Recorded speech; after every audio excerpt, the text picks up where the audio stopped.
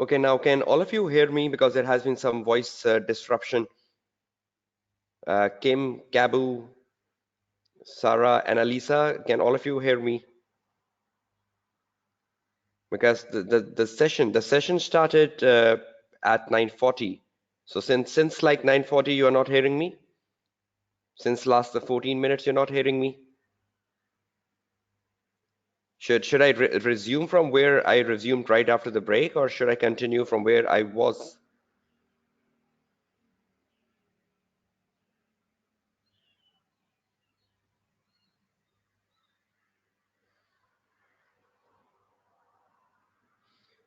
Okay, let me restart. Let me restart as if I'm restarting after the break. So let's restart right from the time where I resumed from the break. Okay, now all of you can hear me, right?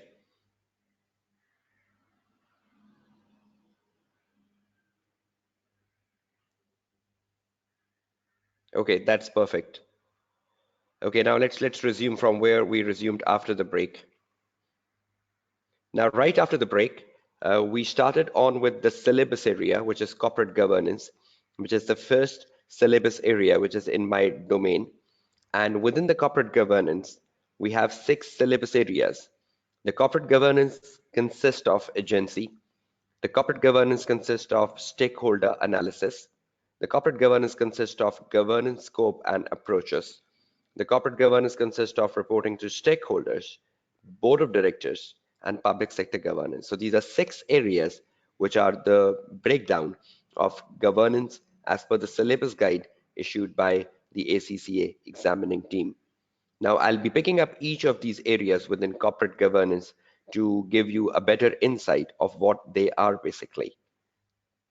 I'll be starting first with agency, the first area within corporate governance.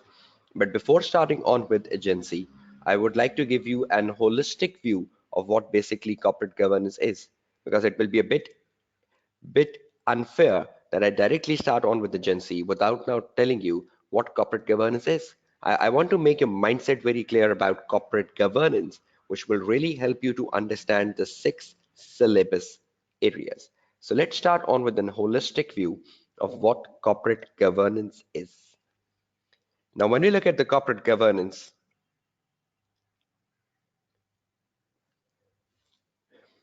on my Word file, day 1, what is corporate governance? And when I say what is corporate governance is a system by which the companies are directed and controlled. Now, there are 3 very important things to understand corporate governance. First of all, a system. Secondly, directed. Third, control. It is a system. Now, you have to imagine that you cannot run a system. To run a system or to implement a system, you need leadership. Now, leadership is another syllabus area which belongs to me. You need the leadership right to run a system. You need a leadership to implement a system. And we know that leadership who is running this system, who's running the corporate governance system, that leadership is basically the board of directors, is the chairman, is the board of directors.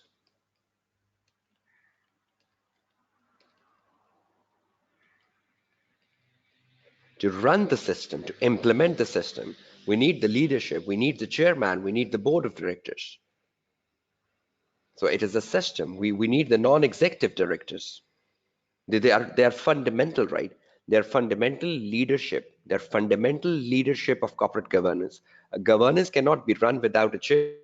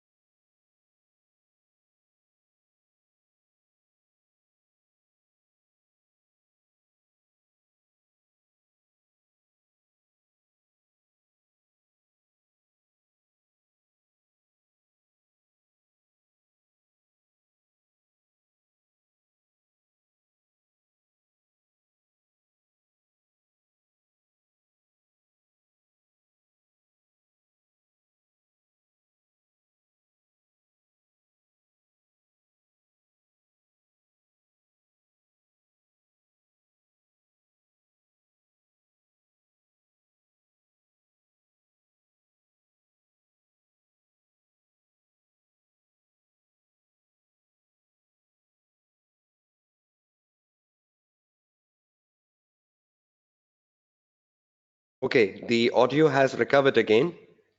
So we were discussing that corporate governance is a system, right? And to run a system, we need the leadership. And the leadership is the chairman, is the chief executive officer, is the non-executive director, and is the board of directors. And this leadership is very crucial. So leadership is another syllabus area, right? And see how leadership is connected with corporate governance. Now, when you're preparing for SBL exams, you cannot keep these areas isolated. You need to keep these areas connected. See, we started with corporate governance. We started with corporate governance. All of a sudden, we came across a system, and all of a sudden, we came across a leadership. See how things are connecting. So we cannot run a system, right, without the leadership. And we know that leadership is very important. Leadership is very important for not just running the system, not just for running the system,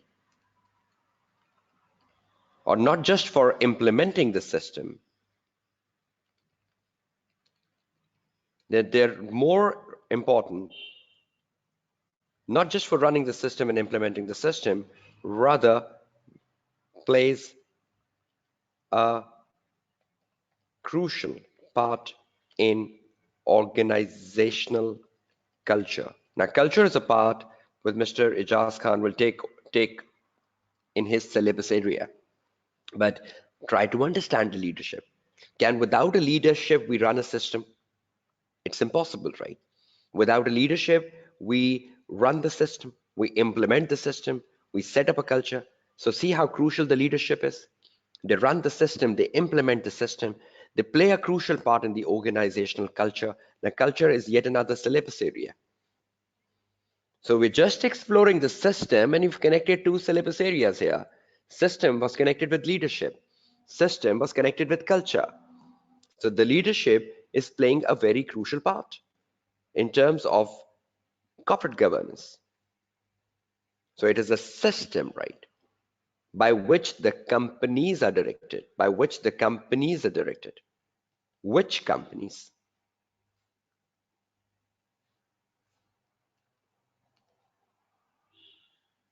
Which companies are directed? And the corporate governance says the corporate governance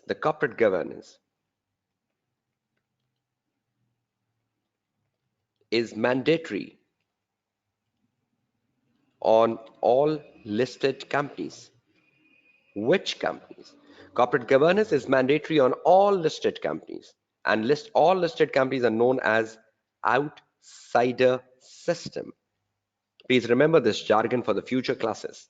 The listed companies in corporate governance, the listed companies are known as an outsider system, because in a listed company, the public can buy the shares, the public can sell the shares.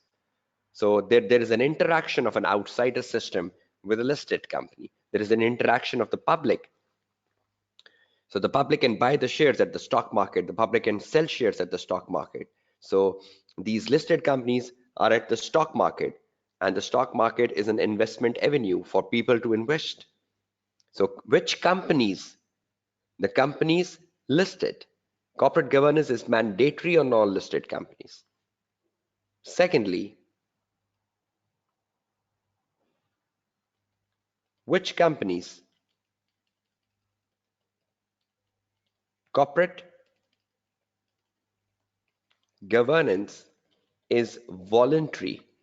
Corporate governance is voluntary to all companies within insider system.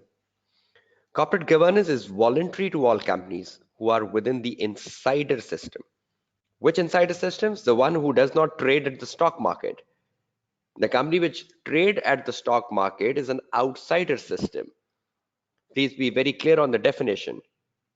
The company which trade at the stock market is an outsider system, right?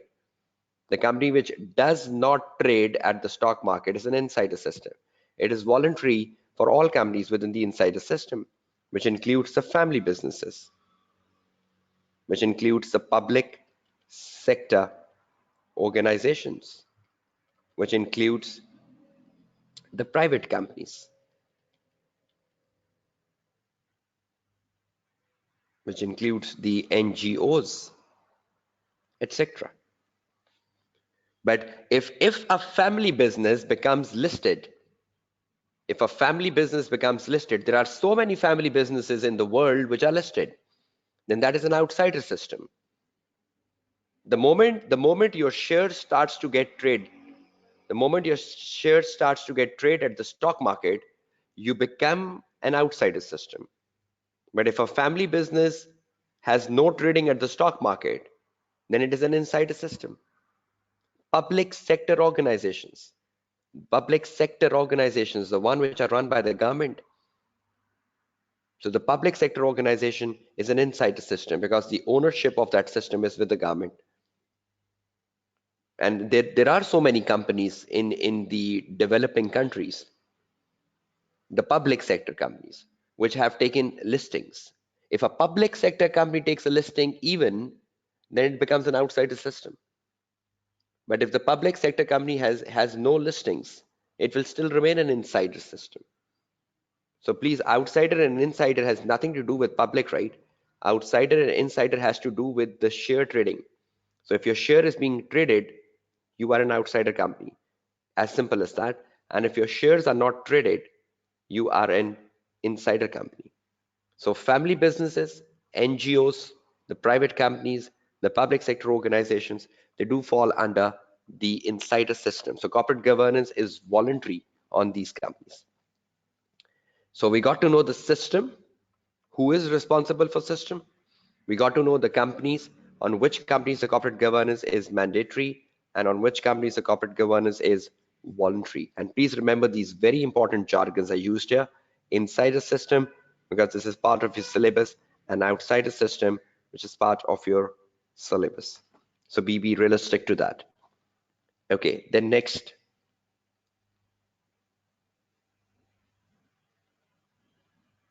Then it says, it is a system by which companies are directed and controlled. Directed. It is a system by which companies are directed. Directed. Directed means to set a direction, to set a goal, to set a target. Companies are directed. Directed for what? Directed for goals, directed for future, to set a target, to set a goal, because that is basically the direction. Now we know who sets directions, right? The chairman, the board of director, they sets the direction, right? So who sets the direction? The direction is set by the leadership, right? To set a direction, who is responsible? The leadership. To set a direction, to set a direction, to set a goal. Now try to understand this. When we say to set a direction,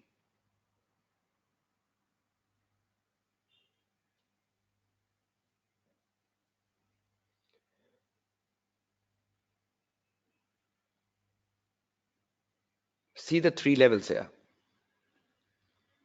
These three levels are very important. Direction. The level 1 says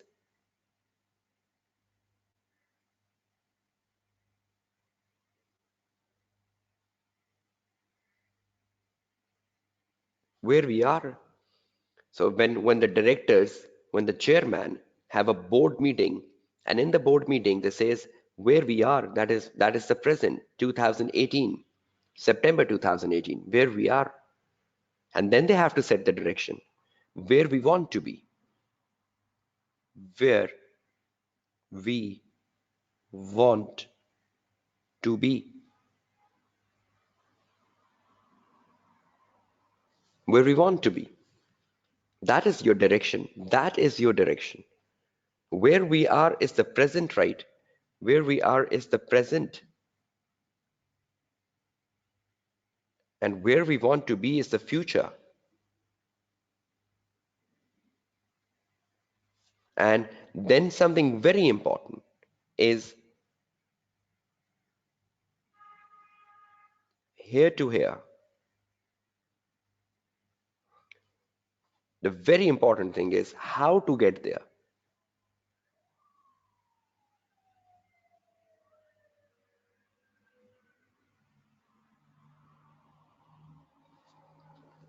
So this is direction, right? The direction is where we want to be. Where we want to be. We are in 2018. Where we want to be. 2020, 2025. Where we want to be in by 2025. Where we should be by 2025 in terms of our sales, in terms of our profitability, in terms of our market share. And how to get there. How to get there. How will we reach the goal of 2025? How will we reach the goal of our sales, our profitability, our market share by 2025? Now that means, now that means when we are setting up our direction, the directions are of two types. One type of the direction is the long-term goals, the long-term targets. That is where we want to be, where we want to be. And the second direction is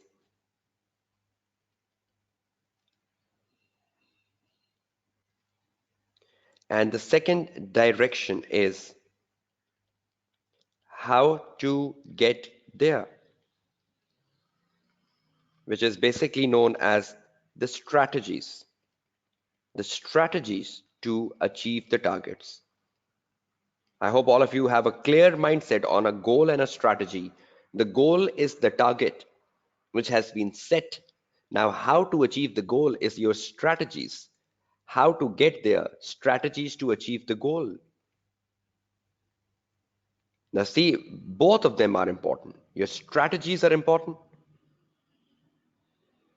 your goals are important.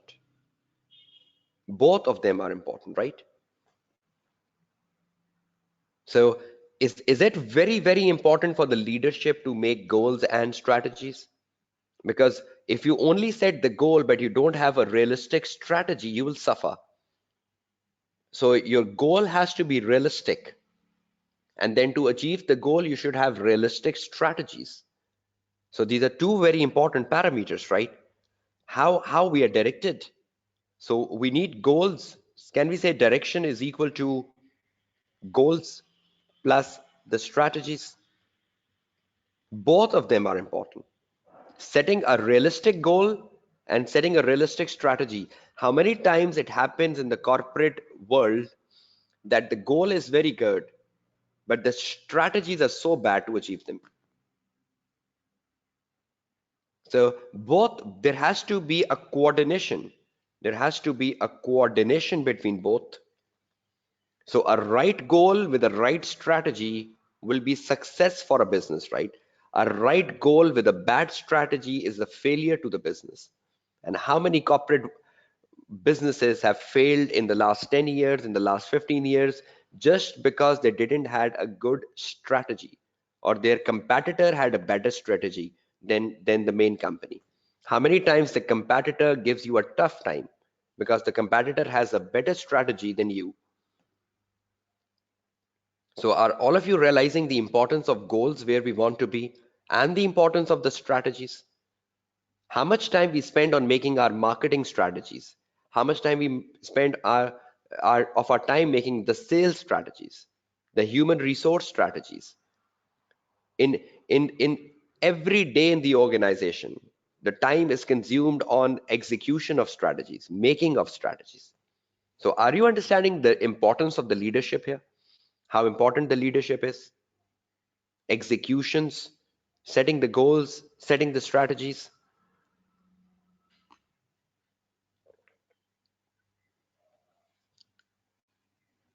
Right? Before I go further inside, we are left with the last thing, which is it is a system. I hope all of you are clear on system by which the companies, I hope all of you are clear on the companies, direct it.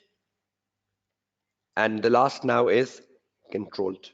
Now, control is my syllabus area again. Leadership is my syllabus area.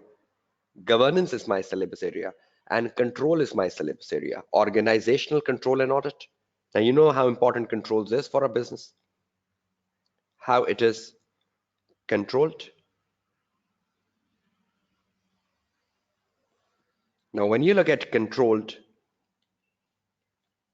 how organizations are controlled, then you need to speak of the importance of controlled. Controlled in terms of what? Controlled in terms of the internal control systems. And you know how important internal control systems are for any organization. How important these systems are.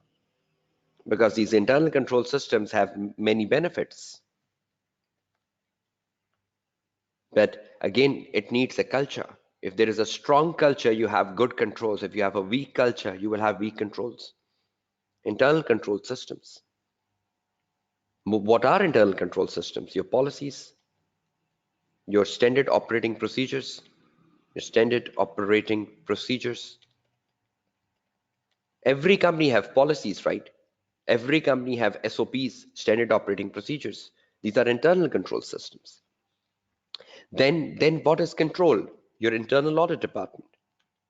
Your internal audit department, which is very much important for monitoring of the internal control systems. See how important that is. Then you also have the role of the non-executive directors. The non-executive directors. How important non-executive directors are. Because again, the non-executive directors works in committees. So many committees, right? Primarily the audit committee. And the audit committee is so very important committee when it comes to monitoring, of the internal control system, monitoring of the internal control system, and even the monitoring of the internal audit department. Controls are important, right? Controls are important. If I have to illustrate you controls and importance of controls, I'll be illustrating you the controls and importance of controls this way. If you look at the controls, this is how they should look like.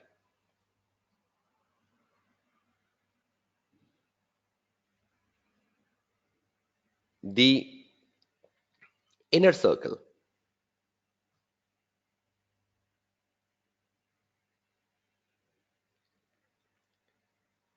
the outer, another outer, and then the other outer.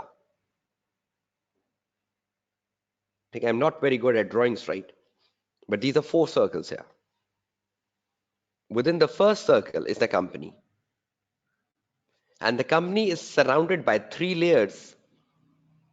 The first layer the company is surrounded with is internal control system, ICS. Internal control system, the policies, the policies. So the very first circle is the ICS system. Then who checks the ICS is the internal auditor, right? Then you have the internal auditor in the second layer. And on top of the ICS, and the internal control system is the non-executive directors, or is the audit committee.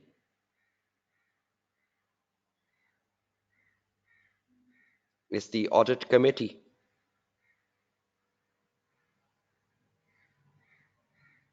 See the layers of controls. See the layers of controls. Within the most within inside is the ICS. On top of ICS is the internal auditor, and on top of the internal auditor is the audit committee. See how much control is there under the corporate governance, because you want to safeguard the shareholder investment. You want to safeguard the principal. Why are we directing it? Why are we controlling it? Because we need to protect the shareholder, which is the principal,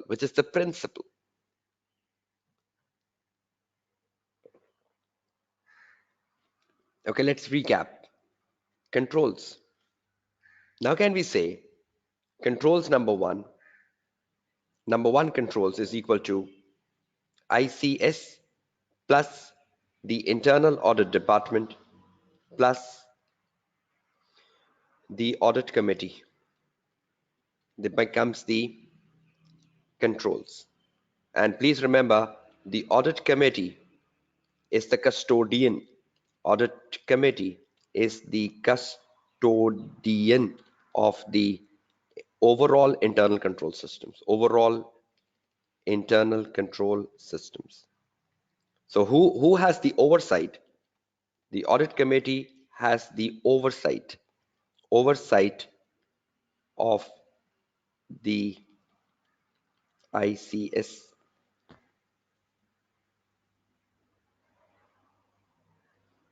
Is that clear to everyone? So these are holistic pictures you're getting currently. Let's make one last holistic picture this way.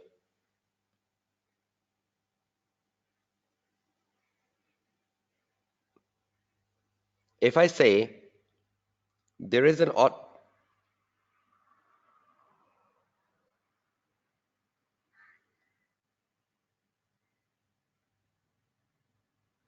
if I say there is an audit committee, under the audit committee is the ICS.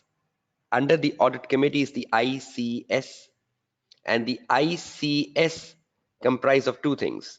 The ICS comprise of the system, the policies, the system and the policies, and the ICS comprise of the internal auditor. Okay, the effort I'm doing here is just to give you a holistic picture of my syllabus. This will all be counting in the next classes to come. This all effort will go into accumulation of the syllabus later. You will start to believe this importance in the coming classes. So is everyone clear how important AC is, the audit committee, the oversight of the audit committee, and how important function the audit committee plays? So the audit committee is sitting on top of the ICS, and the ICS comprise of the systems and policies and the internal auditor. So are you getting this holistic picture? And are you understanding some glimpse of controls you have in your syllabus and some glimpse of what you will be learning in the topic organizational control and audit, which is a syllabus area. So I have given you the summary of organizational control and audit, which will come later. Please hold this summary with you carefully. Okay, so let's go back and wind this up. So now we know everything, right? Corporate governance is a system by which companies are directed and controlled. Now comes the topic, agency. Corporate governance is a system by which companies are directed and controlled. Now that brings me to my main topic. And the main topic we're starting is agency.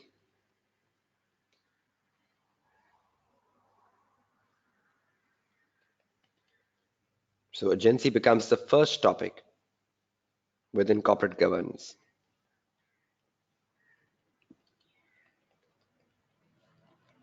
Now, when we explore agency, please understand one thing carefully. We just got the definition that corporate governance is a system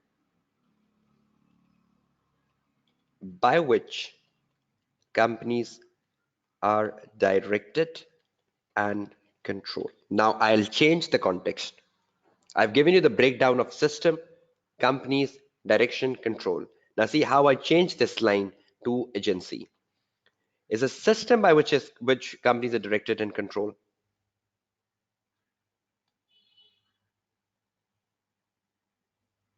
And now I says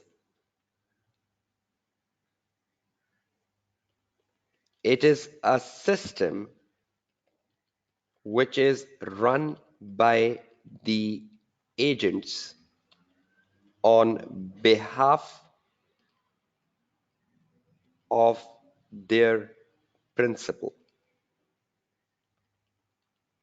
It is a system which is run by the agents. I'm using agents in plural form here, right?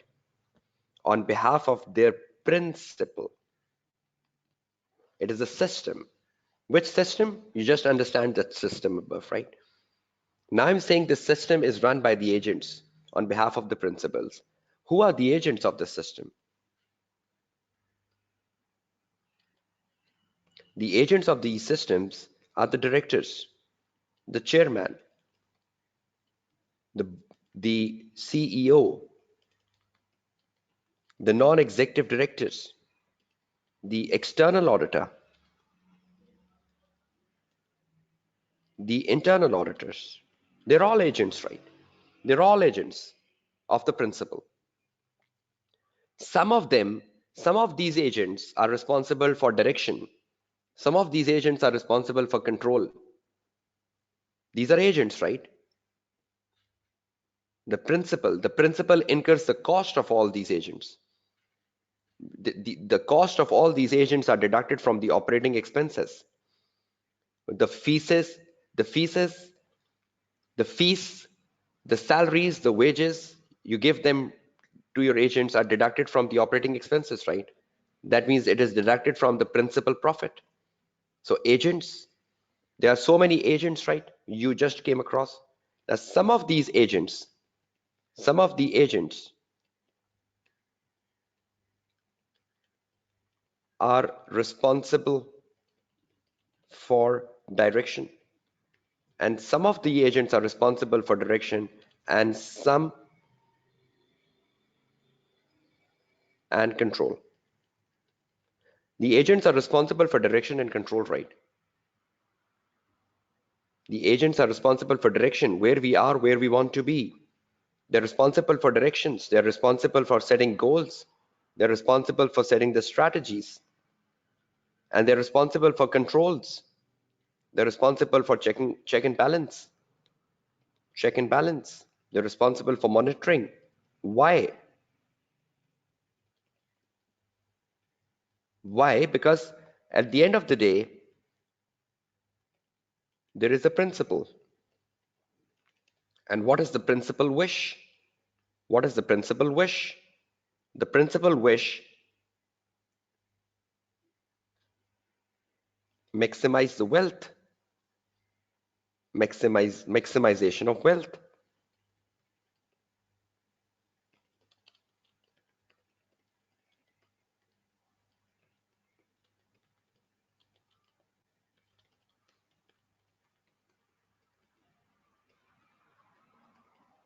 Safeguarding shareholder interest. If you are a principal of a company, if you are an owner of a company, is that what you expect from your agents? That your agents maximize your wealth and the agents bring success to your company and safeguard your shareholder, safeguard the shareholder wealth. There should not be any fraud in the company. So see the agents. What are the agents doing? The agents are working for directions. And the directions is giving them what? The directions is giving them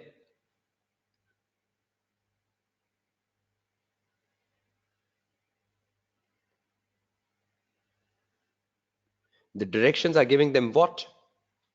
The directions are giving them maximizing the shareholder wealth. The directions are giving them success of the company. And what control is giving them? The control is giving them safeguarding. The control is giving them the safeguarding.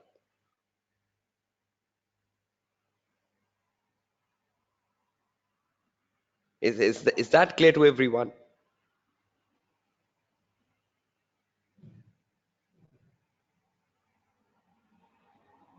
So is the system run by the agent on behalf of the principal? Is that true? And the agent is responsible for direction and control. Direction brings the wealth, direction brings the success, and control brings the safeguarding. And whose wish is that? The shareholder, the principal. Now, I think I've explained you this system in many contexts now. I first explained you the system in the context of leadership. Then I explained you the system in the context of which companies, insider systems, outsider systems. Then I explained you this in the context of direction and controls. And now I'm explaining you in the context of agency. But this is the way of the SPL class, right? In the SPL class, I cannot just give you rote learn perspectives. I have to open your mindsets here. I have to bring holistic pictures in front of you. I need to bring open views in front of you. I need to keep the class interactive. I cannot just reproduce a rote learn material in front of you. I need to illustrate you things in the SPL class. So it is a system, right, being run by agents on behalf of the principals. And now you can understand this, right? Now you can understand this. Agency is a relationship. Agency is a relationship between the agents and the principal. I hope you can understand this relationship now. It is a relationship. So is the agent responsible? Is the agent responsible in this relationship?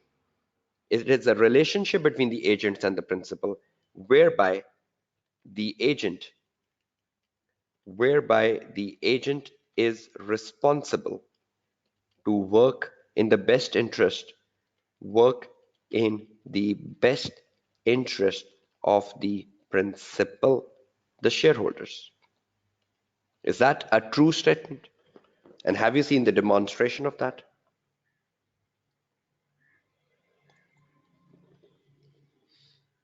Okay, any questions so far before I go back to my presentation?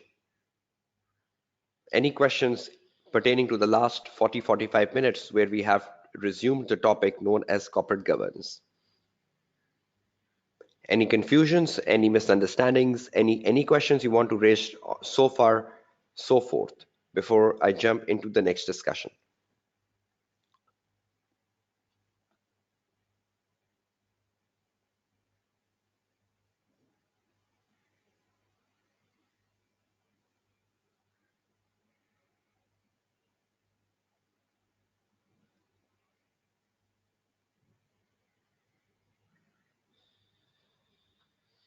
Okay, is there any questions?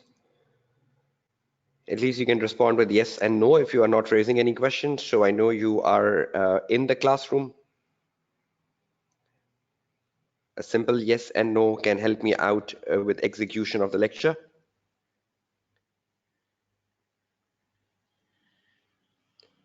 Okay, Kim, Kabu, no questions. Okay, good enough. And you're understanding, right, Kim and Kabu? You're understanding the systems, directions, controls, and everything. And you're understanding how things are linked with the syllabus.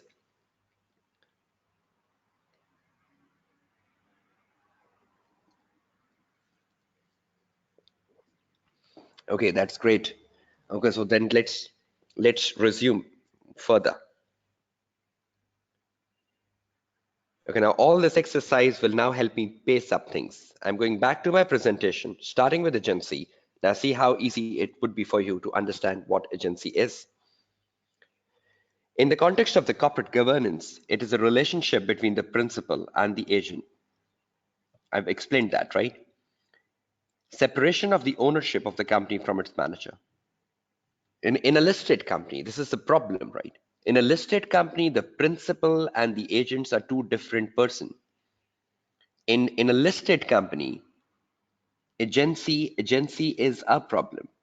In a listed company, because the principal is a different person and the agent is a different person, it brings into account the agency relationship.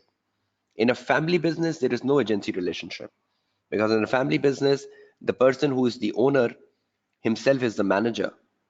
In a family business, the person who is the owner himself is the manager. But in a listed company, the person who is the owner is not the manager. So there is a divide, right? There is a divide. And that is the reason the corporate governance is for the outsider system. Corporate governance is not meant for insider system, right? Corporate governance is meant for corporate governance is meant for separation of ownership. And where you find the separation of ownership? You find the separation of ownership in a listed company. So corporate governance is meant for listed companies, right? Corporate governance is for listed companies. Separation of ownerships. So I hope you can understand the separation is in the outsider system.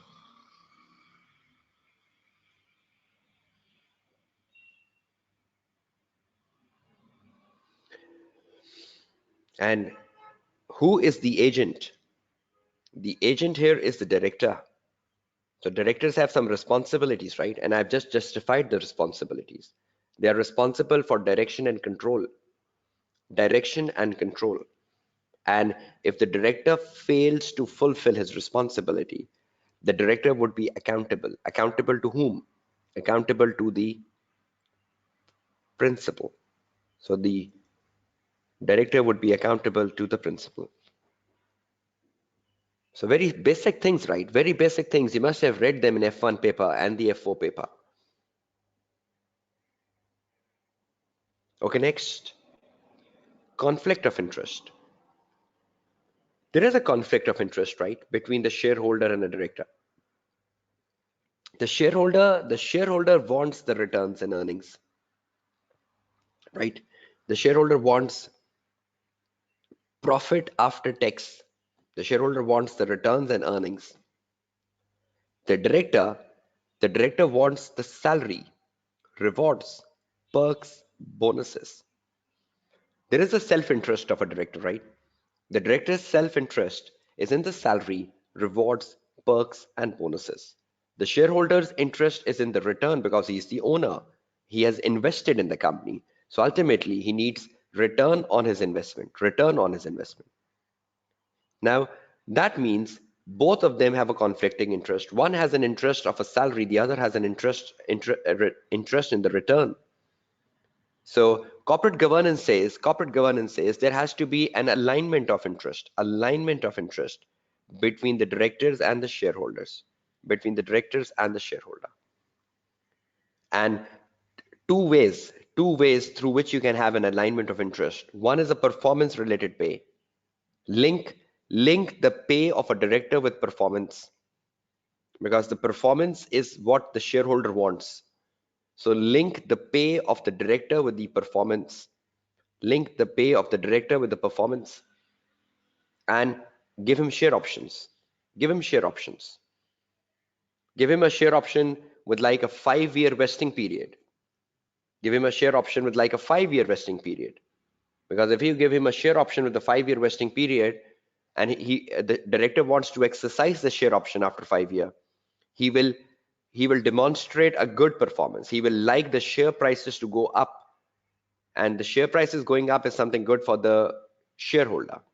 So either you can give the share options to a director so that the interest of the director is aligned with the shareholder, or you can give him a performance related pay because performance is the interest of the shareholder and pay is the interest of a director. Now try to understand something very, very important in terms of performance related pay. So let me go back to the Word file and let start something down, agency. And under the agency, we're starting another topic known as conflict of interest. Sorry, not conflict of interest, alignment of interest. Alignment of interest. Now, there are some suggestions for alignment, right? One of the suggestions for alignment is performance related pay, and the other is the share options. Now, if we explore both of them from the context of the syllabus, performance related pay, corporate governance recommends that at least half the salary of a director should comprise of performance related elements. At least half the salary of a director should comprise of the performance related elements. At least half. It can be more than half. It says at least half. This is the best practice, right? This is the best practice of the corporate governance. At least half the salary of a director should comprise of the performance related elements. Now understand what it is. When we look at the director's salary, the director's salary comprised of a fixed salary, which is known as the basic salary.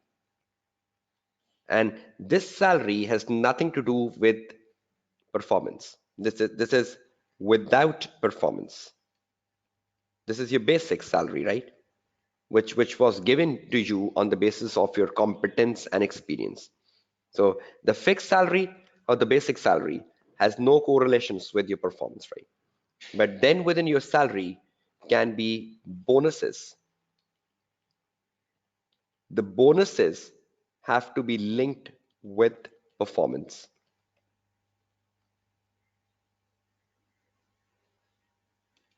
Perks. Perks are the privilege the director gets. And again, perks have no association with performances, right? Perks, privilege the director gets. Privilege like car, privilege like house, privilege like free petrol.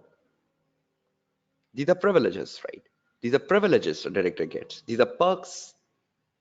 Bonuses. Bonuses are linked with performance. Now, just for example, if I put a table in front of you and I say there are two directors in a company,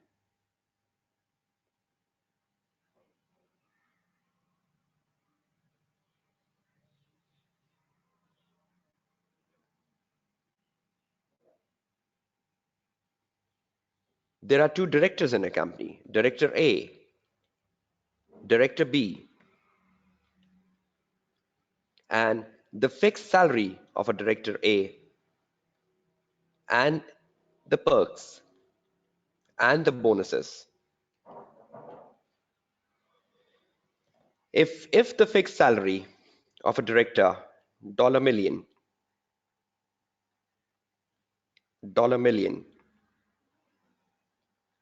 if the fixed salary of a director is like $2 million and the director 2 fixed salary is also $2 million, then they have perks, right? They have equal perks. They have equal perks, right? The director A gets a car, the director A gets the housing facility, and the director A gets the medical. And the same is with the director B. Then the bonuses. The bonuses is that based upon the performance, right? Based upon the performance. The director A has a condition. He has a condition that he will get 50% bonus of 50% bonus if the director achieves the sales target. He'll get 50% bonus if the director achieves the bonus, right? And bonus is of what? Fixed 50% bonus is of what? Is of the fixed salary. Is of the fixed salary. And the director 2 B, the policy for director B is that he will get 10% bonus if the director gets the sales target achieved. Now see the motivational level of both. The director A knows that if I achieve the sales target, if the sales target is achieved, this director knows I'll be getting 50% of 2 million. So I'll be straight away getting $1 million as my bonus. At least half the salary, at least half the salary should comprise of the bonus. And see, that's exactly the criteria of corporate governance. But the director B knows that even if I achieve the sales target, I'll be getting 10% of the 2 million. So I'll just be getting another $200,000. Which director will be more enthusiastic in achieving the targets? Give me your response. Which director will be more enthusiastic in achieving the targets? Director A or Director B?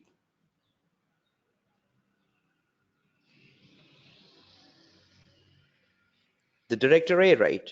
Why? Why the Director A will be more enthusiastic in achieving the targets? Because he's getting good bonuses, right? At least half the salary should comprise of the bonuses, should comprise of performance. So is that a better incentive giving you 50% or more than 50% bonuses? Is that a better incentive to works in the shareholder interest? Yes or no? Is that a better incentive to work in the shareholder interest? So are you realizing the importance of giving at least 50% performance bonuses? At least 50% performance bonuses. So those 50% will drive the director. The 50% will motivate the director to achieve the targets. So which is a better situation for corporate governance? Director A is a better situation, right? This director A is a better situation, right? Not the director B.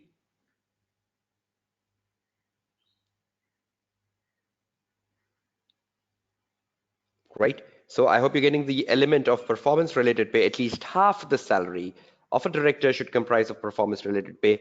That's the best practice. And what is performance related? Bonuses. Bonuses are performance related. And then second, give them the share options. But when you're giving them the share options, give them the share options for a longer period, for a longer period. That means the vesting period should be longer, because longer the vesting period, suppose you give them a vesting period for share options, and the vesting period for share options is 5 years. So 5 years means the directors will demonstrate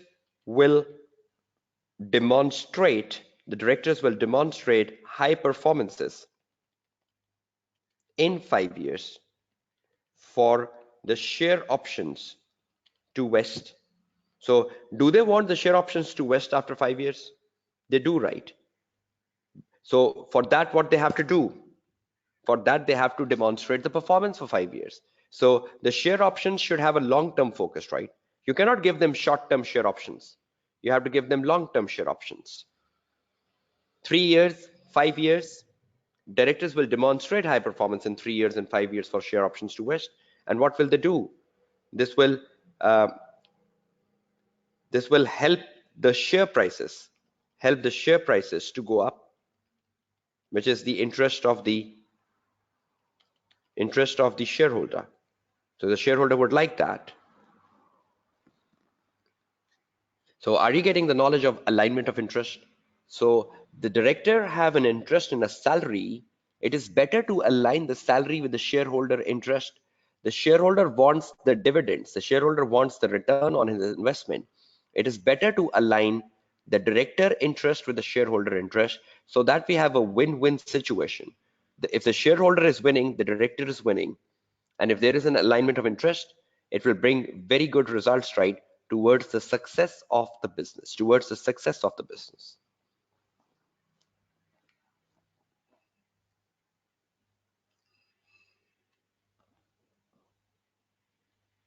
right? Let's go back to the presentation. So this was the conflict of interest, right? Monitoring. You cannot leave the agent without monitoring, because if you leave the agent without monitoring, the agent can do the wrong things. He can manipulate the performance. He can fabricate the performance. He can window dress the performance. He can window dress the performance to get better results.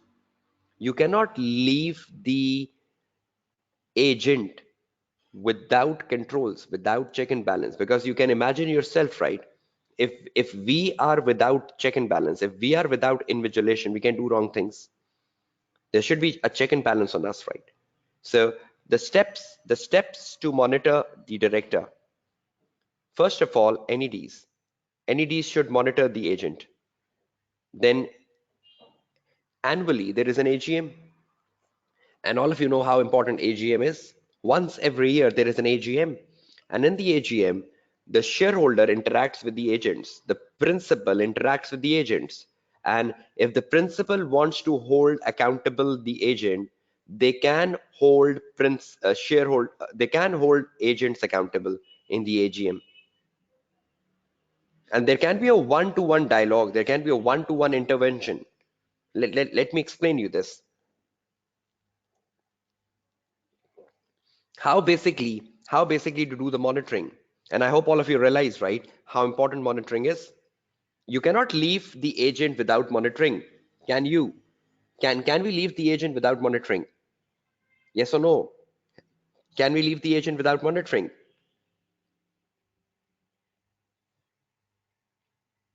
If we do so, what is the implication? What is the implication of leaving an agent without monitoring? What will happen in the company? Fraud? Will the fraud happen in the company? Yes. Will he work in his self-interest? Yes. Will he do frauds? If you leave the agent without monitoring, can you imagine the Enron scandal, which happened in 2001 in America? Enron scandal, where governance has come from. Governance has come from the Enron scandal. Where governance has come in our syllabus of ACCA from the Enron scandal. So all of you realize the importance of the Enron scandal, right? How important the Enron scandal was. And the Enron scandal was an eye-opener that you cannot leave the agent without check and balance. So let's find the ways of these monitorings here. How can we monitor the agent?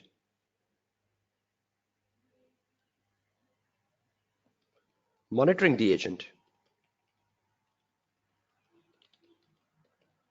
Now, when we speak of monitoring the agent,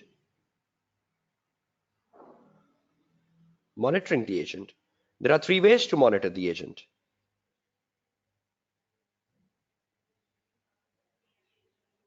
The first way to monitor the agent is NEDs, committees. How many committees are there in the corporate governance? You have audit committee, you have risk committee, you have nomination committee, you have remuneration committee. And all these committees checks the director.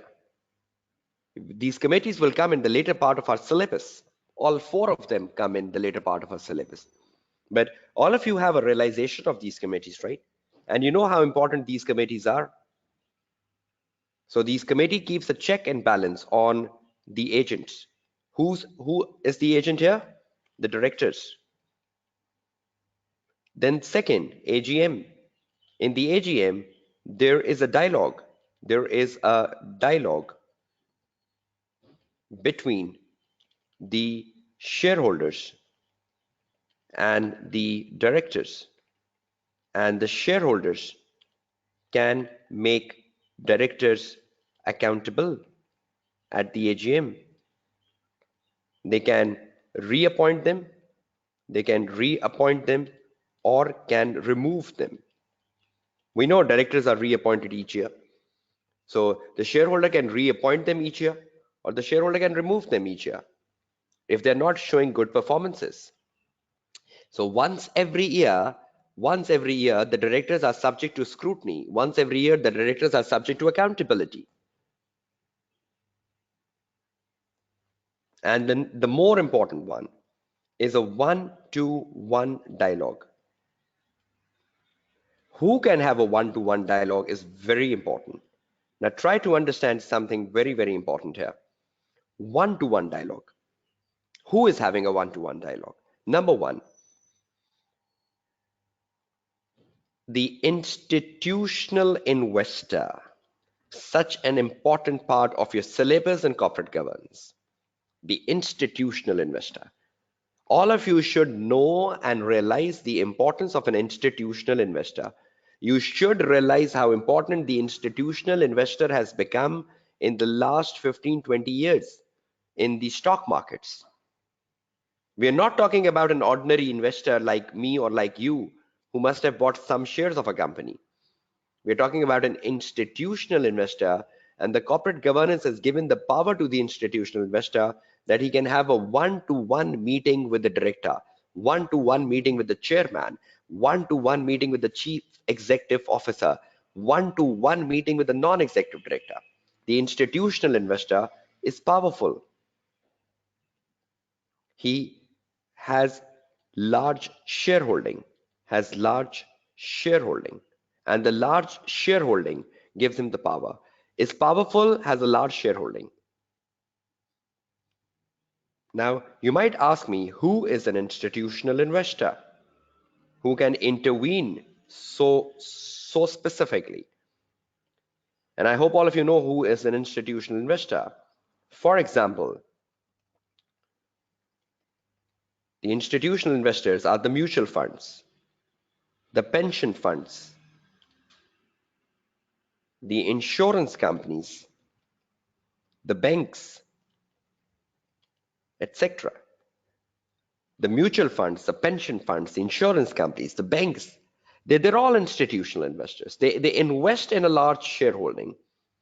When a mutual fund buys a share or an insurance company buys a share, they don't buy 500,000 shares, they buy bulk shares, 10%, 15%. They take significant shareholdings, right?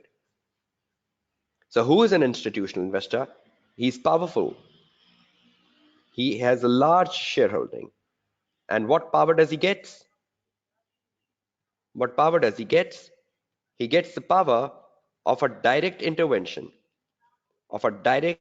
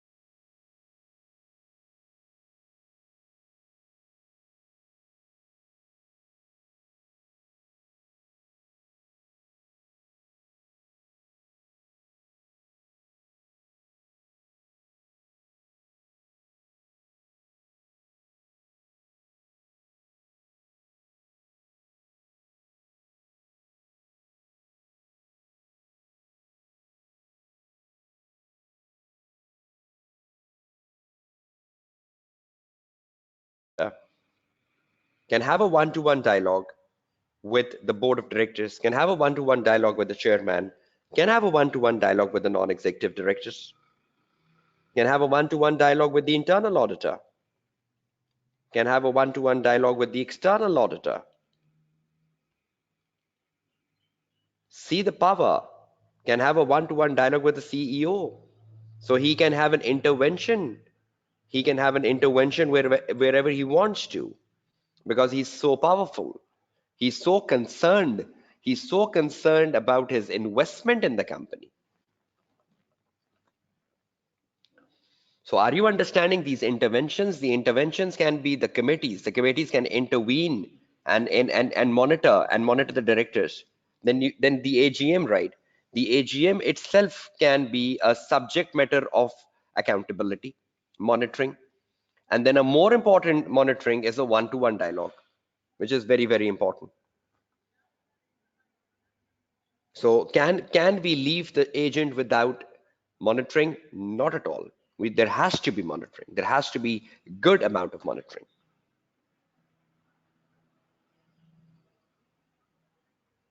Is that clear to everyone?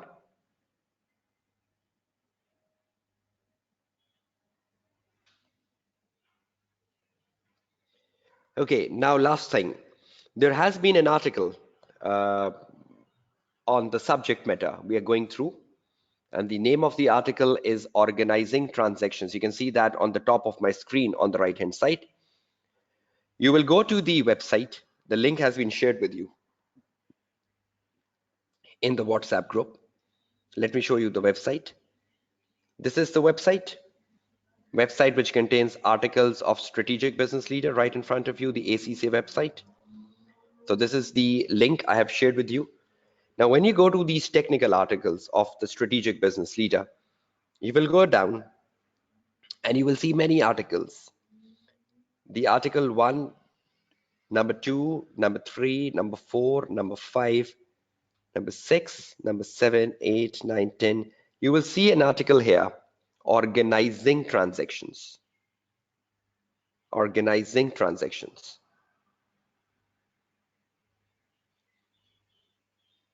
Right, this article. See, this article emphasizes on agency theory. I am giving you the summary of this article. You will read this article after my class ends today. Go to the website, I've shared the link. Go to this article, click this article, download this article, start reading it. So this is the first article, right? All of you should be reading.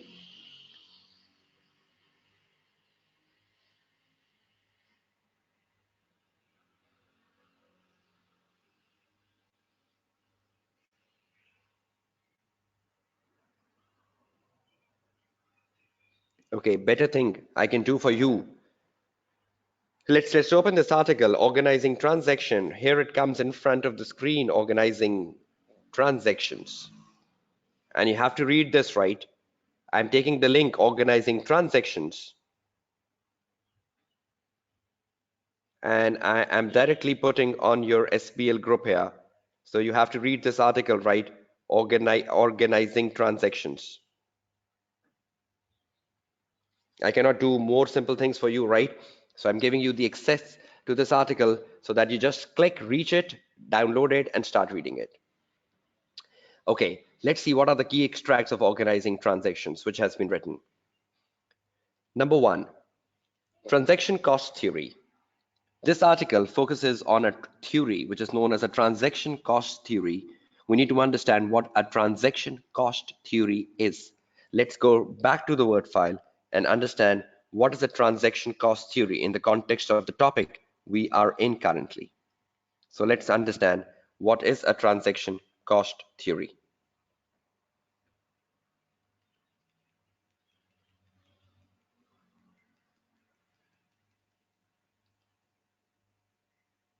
Okay, I'm taking a fresh page again, and we're understanding what is a transaction cost theory, which is coming from the Examiner article, examining team article, which you have to read.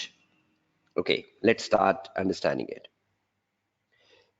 Now, when we say the transaction cost theory, and we are in the topic agency, and you will say in the agency topic, what is the transaction cost theory? So let me make you clarify what is the transaction cost theory in an agency topic. Number 1, the directors takes decision. The director takes decisions, right?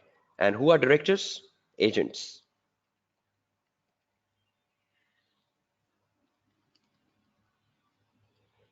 And each decision has a cost.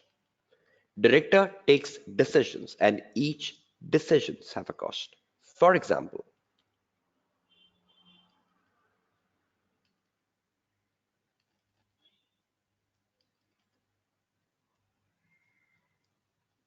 number 1,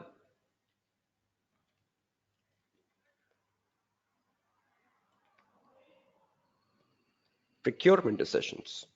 They have cost, right? The purchase cost. Sales decisions. Sales decisions have cost. How many cost is in the sales decision? The marketing cost, the selling and distribution cost, etc.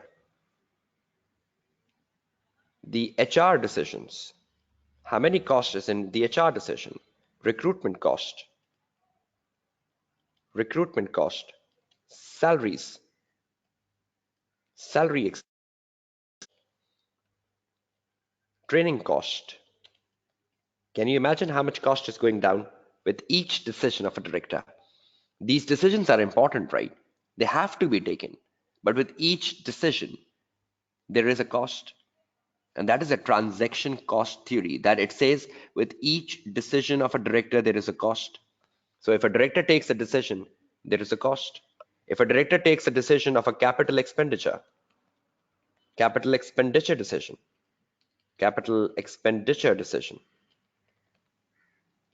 there is a cost. The cost of buying the assets.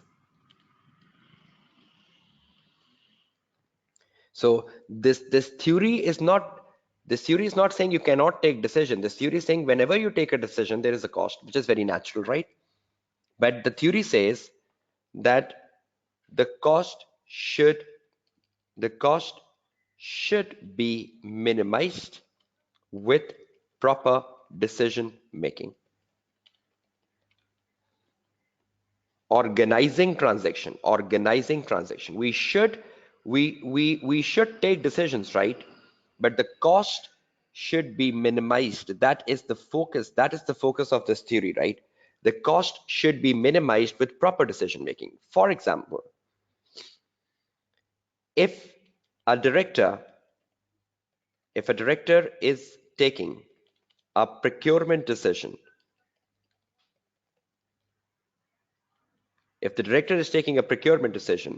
the cost is the purchase cost. The cost is the purchase cost. If the director is taking a procurement decision, the cost is the purchase cost of the raw material. The cost is the warehousing cost. The warehousing cost of storing of storing the raw material, etc. And many other costs, right? Now, can these costs be minimized? Yes, can these costs be minimized? If yes, how? Now it's your turn. If a director is taking a procurement decision, he wants to buy raw material for the next 6 months. The cost to be incurred is the purchase cost of the raw material, warehousing cost of storing the raw material, etc. You cannot avoid this decision, right? This is an important decision, but can the cost associated with this decision be minimized? We cannot avoid the cost. Can we minimize the cost? If you think yes, can you give me some good solutions? See, do a role play. See, suppose you are a procurement director. If you are a procurement director, what will you do? How would you minimize the cost? Give me your suggestions quickly.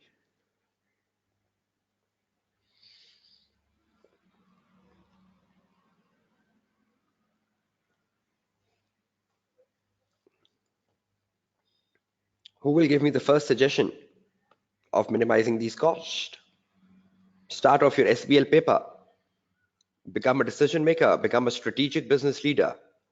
Okay, let's see who becomes the first strategic business leader. Okay, Kim is saying buying in bulk. Okay, that's good. Buying in bulk will help us. Help in what, Kim? Buying in bulk would help us in what? Will we get discounts in buying in bulk? And the discounts will save the cost. Is that true, Kim? Yes, the reduced raw material cost, right? And Kabu is saying multiple quotations. That's good, Kabu, because multiple quotations can help us choose the best quality with the least price. That's good. Consider the economic order quantity, Moody. That's a good decision. We should consider, should we buy now or should we buy later? We should be ordering at the right level. We should be looking at that, should we buy now or should we buy later? So very good answers, right? So that means all of you are strategic business leaders. If yes, how? Number one, we can get quotations. We can get quotations and choose the one which offer the best quality with least price, which offers the best quality with least price. So that means we can work on economy of a decision, right? Second, we bulk buying, we can do bulk buying. The bulk buying would enable us to get discounts, the purchase discounts. We can get purchase discounts on bulk buying. So we can do the bulk buying, purchase discounts. But again, the bulk buying would also increase our warehousing cost. So one good thing, one bad thing. Then next, we can buy at the right time. We can buy at the right time. Consider consider the buffer stock. Consider the stock levels. How much is the stock levels? Maybe just in time. Perfect. We can buy at the right time. Consider the buffer stock. Consider the stock level. Or we can also introduce a just-in-time technique, because the just-in-time technique will save cost, will save time of holding, the time of holding the raw material. So ultimately that means that the cost can be minimized. So is the transaction cost theory telling us that the director should not take a decision? Is the transaction cost theory telling us that the director should not take a decision? Or is the transaction cost theory telling us that the director should take a decision but should try to reduce the cost? So what's the emphasis of the theory? The cost should be minimized with proper decision making. And I hope you're getting that track with this example. So can a director takes a better decision, saving the cost, reducing the cost? What will happen if you reduce the cost? Will the shareholder get any benefit of that? Will the shareholder get any benefit of reducing cost?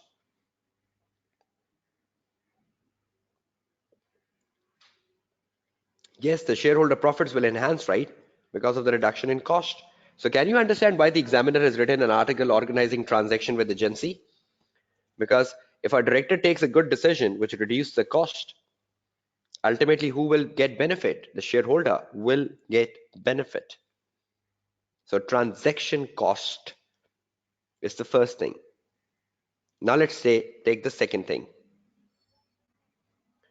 So transaction cost, I hope that's clear to everyone. Tick. Second, market market or internalizing. Market or internalizing. Market or internalizing. And you will say, what is market or internalizing? Market or internalizing. It's so simple. When we say market or internalizing, that's very simple, and all of you must be knowing it. Market or internalizing is to take a decision whether to outsource, whether to outsource or not. Market is outsourcing. Internalizing is to have the department yourself. How many times we take a decision of outsourcing and insourcing? Market. So what is the meaning of the word market here? The market means whether to outsource or not. Is that an important decision of a business? And outsourcing have a cost as well, right? So you have to think which have the cost. Should outsourcing save the cost over insourcing?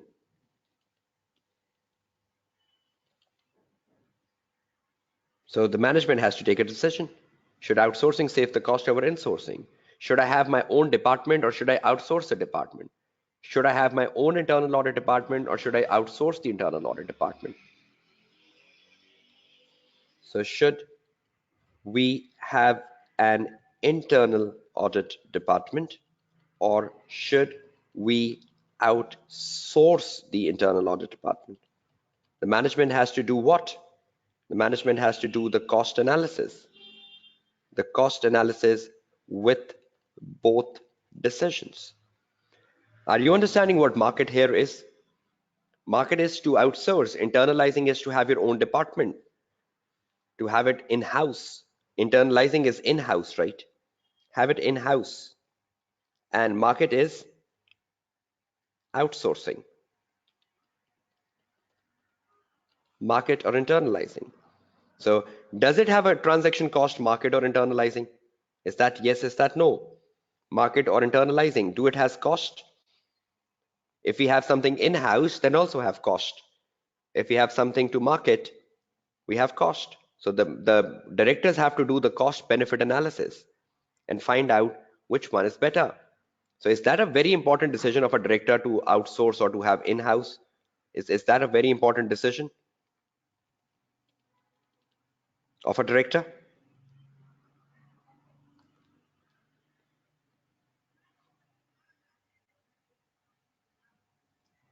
Okay, perfect. So market and internalizing. Third, frequency. Frequency.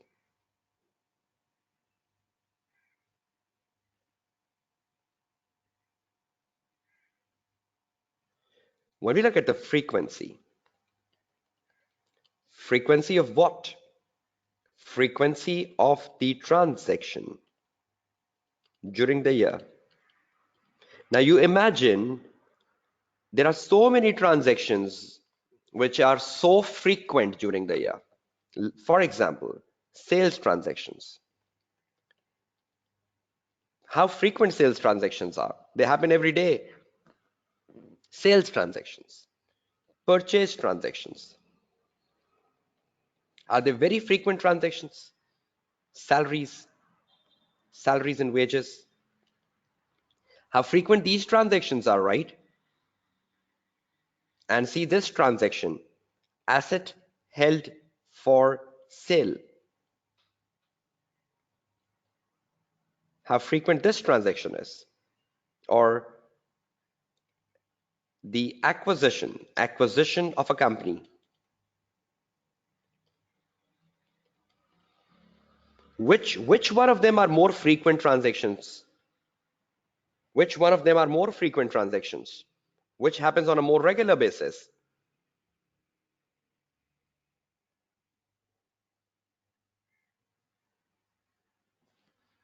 Right? The second one are more frequent transactions, right? They're more they're frequent. They happen on a regular basis. But the second, third one are more infrequent transactions. Infrequent transactions.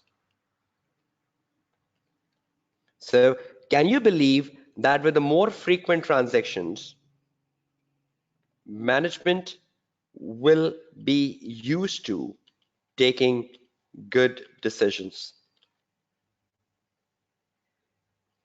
Because when something is routine, it happens on a daily basis, management is more confident in taking decisions, right?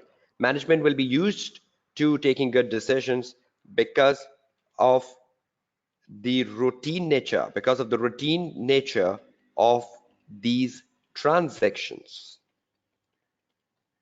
But if a transaction happens once in a year, once in 5 years, then this is very important because the management will not be very the management will not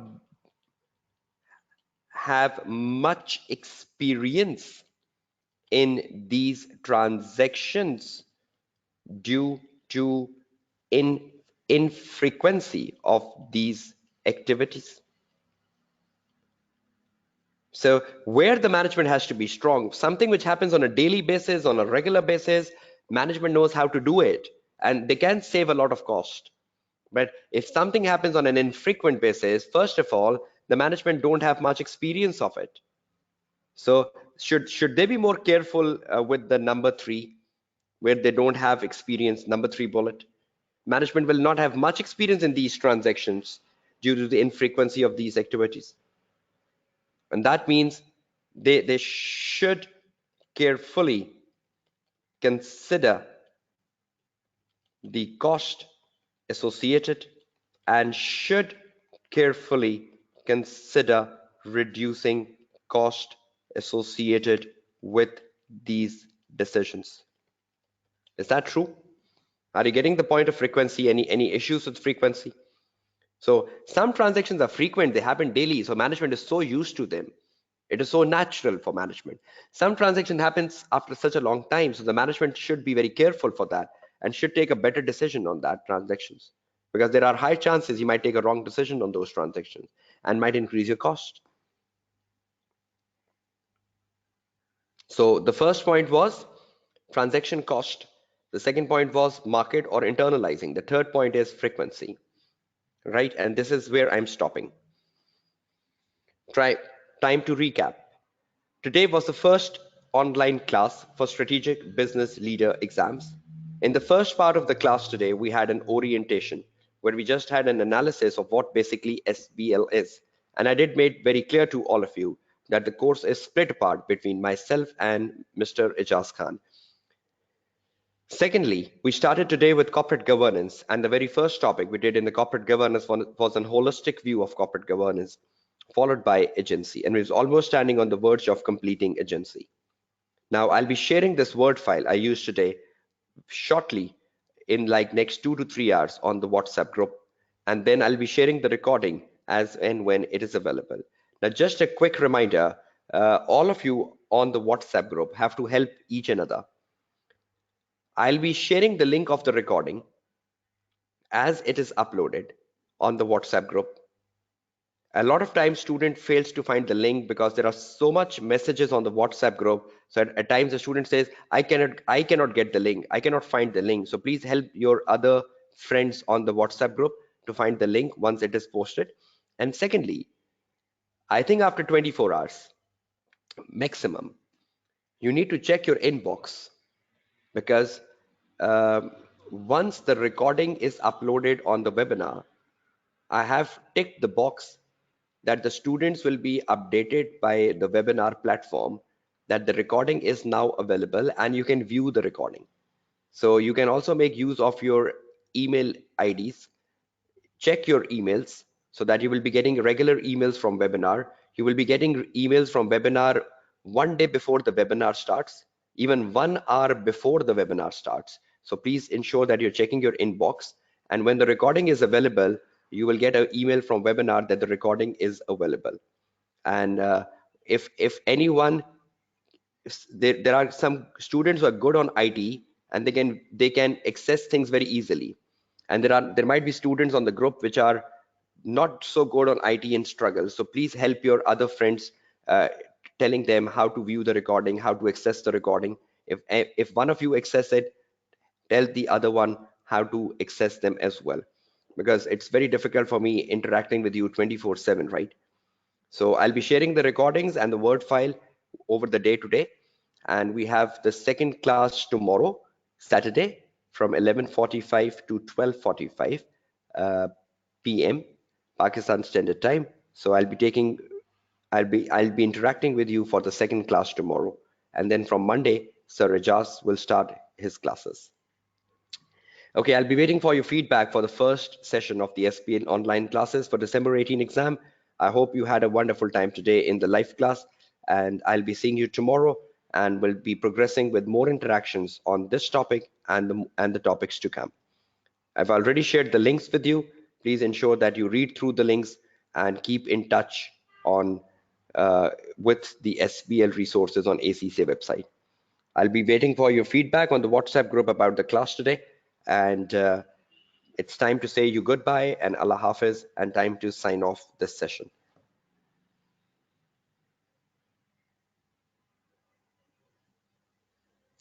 Okay, Kim, have a nice sleep then. And I'll be waiting for your feedback once you awake from your good sleep.